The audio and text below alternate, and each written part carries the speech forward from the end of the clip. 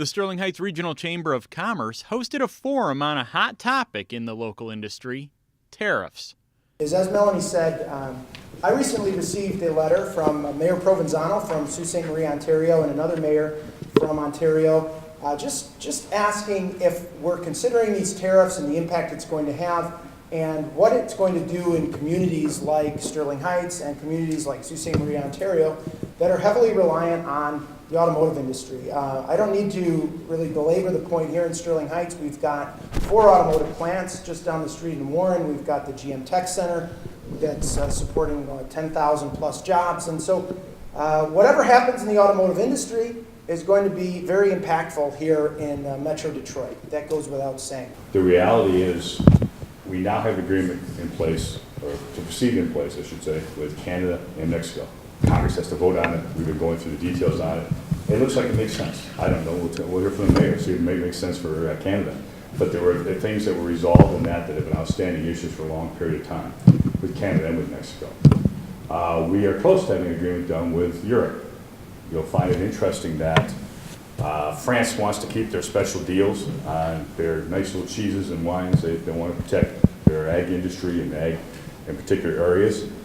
Mayor Michael Taylor, Congressman Paul Mitchell, Bernard Sawicki from the Center for Automotive Research, and Sault Ste. Marie Mayor Christian Provenzano all spoke on how tariffs are currently affecting local industry, primarily in the car and steel industries. The tariffs and their impact on Sault Ste. Marie is a very real and very serious concern. It is a concern that I know is shared by people in leadership of communities in both Canada and the U.S. When it comes to the trade of steel, and I'm sure Bernard will agree with me about this, Canada and the United States have a balanced, fair, and complementary trade relationship. Tariffs unnecessarily threaten the integrated supply chains of our local industries and the balanced relationship that has developed between our two countries. As an example, to make steel, Algoma uses raw materials from communities in Michigan, Kentucky, West Virginia, and Virginia.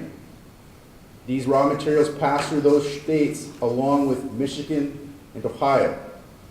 Our inputs either come from or go through 6 American states.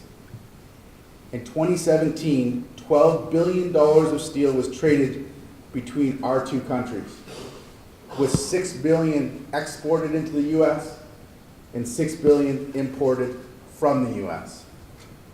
Canada is the top destination for United States steel exports, and the United States is the top destination for Canadian steel exports. I've got a presentation here that's intended to highlight the current trade environment that we face. Obviously for this particular audience, I believe the new U.S.-Canada-Mexico trade agreement is going to be the priority. Right now, we know what it is. We know some of the parameters. We know how it differences itself.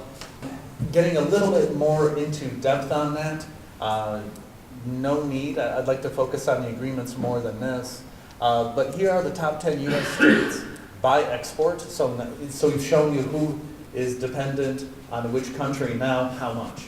The how much is actually quite staggering when you look at where we are here in Michigan. And this is a little bit of a timeline, and you can see it's actually been growing as well here in Michigan. A detailed analysis was provided by Bernard Sawicki, and after the presentation, the 4 took questions from the crowd.